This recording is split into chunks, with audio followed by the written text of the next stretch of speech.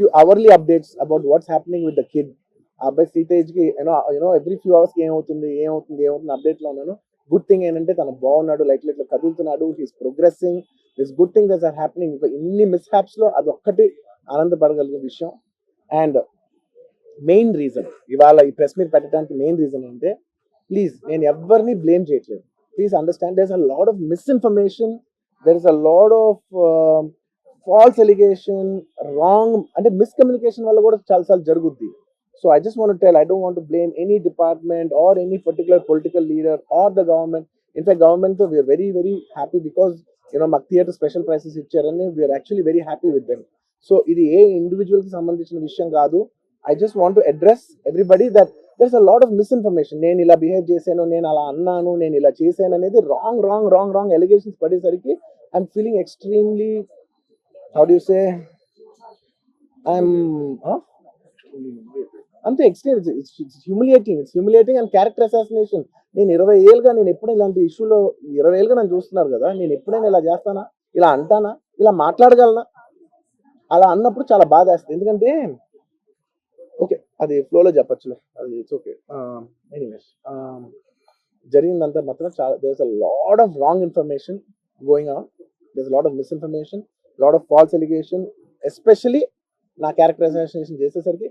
Sir నేను cinema చేసి cinema చాలా పెద్ద సక్సెస్ అయ్యి ఉంది, ఆ సక్సెస్ అంతా పక్కన పడేసి మొత్తం గత 15 రోజులుగా నేను ఇక్కడే కూర్చుని అన్ని ఫంక్షన్స్, అన్ని ప్రోగ్రామ్స్, అన్ని సెలబ్రేషన్స్ అన్ని మాక్సిమం క్యాన్సిల్ చేసేసుకుని, పబ్లిక్ ఫంక్షన్స్ అన్ని పెడదాం అన్ని క్యాన్సిల్ చేసుకుని ఒక్కనే ఇక్కడ కూర్చుని, అరే ఇలాంటి టైం ఎలా ఉండేది, నేను ఎలా ఉండాల్సిన టైం ఇలా అయిపోయింది అంటే నేను ఒక్కనే కూర్చుని 15 రోజులు ఇంట్లో ఎక్కడికి వెళ్ళబోతున్నా, నా ఆఫీస్కి వెళ్ళబోతున్నా, నేను సొంతగా సినిమా తీసా. ఒక సినిమా తీసిన సినిమా 3 ఏళ్ళు కష్టపడి తీసిన సినిమా థియేటర్లో ఎలా ఉందో కూడా నేను చూడలేదు ఇప్పటి వరకు. నేను నా సినిమా థియేటర్లో ఎలా చూడలేదు నేను. And that's my biggest education. నేను రాబోయే సినిమాలు నేను ఎలా తీయాలి, ఇట్స్ మై లెర్నింగ్ కర్వ్. నాకు చాలా ఇంపార్టెంట్ నేను థియేటర్లో చూడటం, నేను నేర్చుకుంటా సినిమాని. నేను మీకు నెక్స్ట్ ఇవ్వాలంటే సినిమా నేను అలాంటి, నేనేం చెప్తున్నానంటే ఇలాంటి టైంలో కూడా నేను ఒక్కనే ఇంట్లో 15 రోజులు కూర్చుని అరే ఇట్స్ ఓకే అయ్యేది ఇట్స్ ఓకే, మన తప్పేం లేదు అంటే డైరెక్ట్ ఇన్వాల్వ్మెంట్ లేదు. నా ప్రెమిసెస్లో అయింది కాబట్టి I am extremely apologetic for what has happen. అలాంటిది ఇలా 15 రోజులు కూర్చున్న తర్వాత మీరు ఇలా అన్నారంట, మీరు అలా అన్నారంట, కాళ్ళు చేతి విరిగిపోతే పర్లేదు అన్నారంట అంటే డెఫినెట్లీ చాలా బాధ వేస్తుంది. అందులో ఏంటి ఒక నేషనల్ మీడియా ముందు ఇలా మాట్లాడతాం అనేది నా క్యారెక్టర్ అసాసినేట్ చేశాడు కదా దేశం ముందు.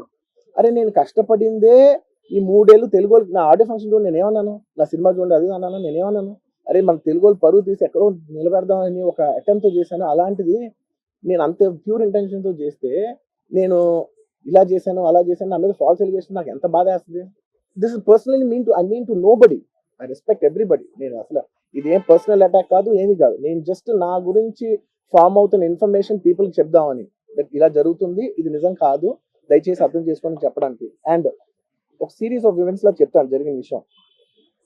ఏమంటే జరిగిన విషయం చాలా అన్ఫార్చునేట్.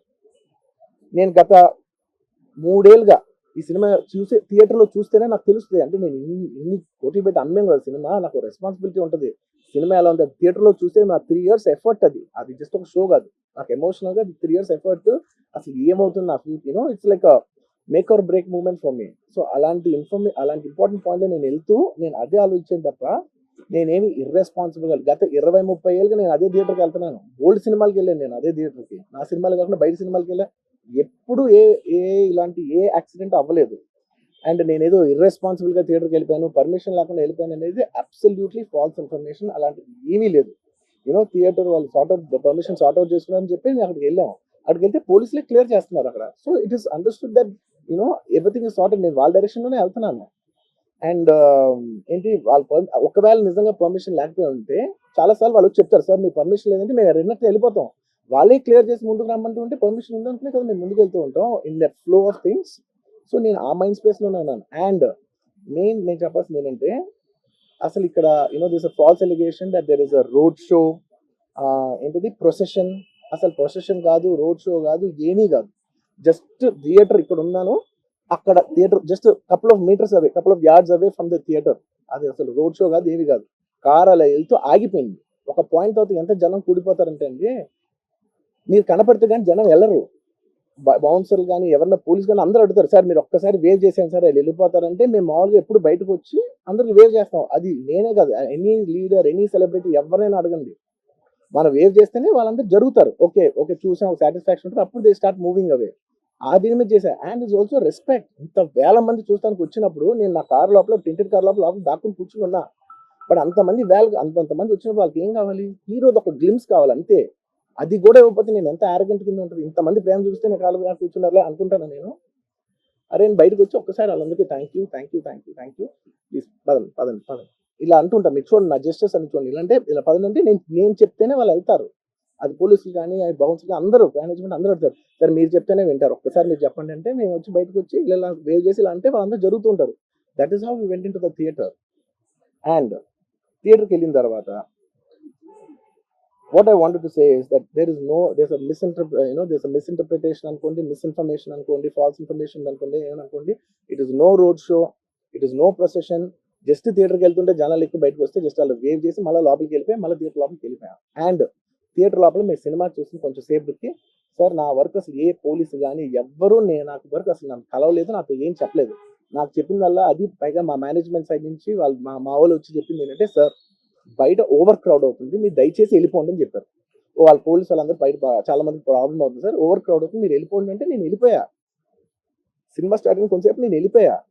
నేను మా వైఫ్ అందరూ మేము బయటకు వచ్చాము అంతే. నాకు అసలు ఆ తర్వాత నెక్స్ట్ డే నాకు తెలిసింది ఒక లేడీ ఇలా ఉందంట, కళ్ళు తిరిగి పడిపోయిందంట, ఆ తర్వాత ఆవిడ పాపం చనిపోయిందంట, ఇలా కిడ్ ఉన్నాడు అంటే నేను షాక్ లో గురయ్యా. నాకు తెలియదు అసలు, నెక్స్ట్ డే వరకు నాకు అసలు తెలియదు. I had no idea. ఎందుకంటే నేను నా పిల్లోనే పక్కన పెట్టుకున్నా, నా వైఫ్ నా కొడుకు నా కూతురు థియేటర్లోనే ఉన్నారు. నాకు తెలీదు.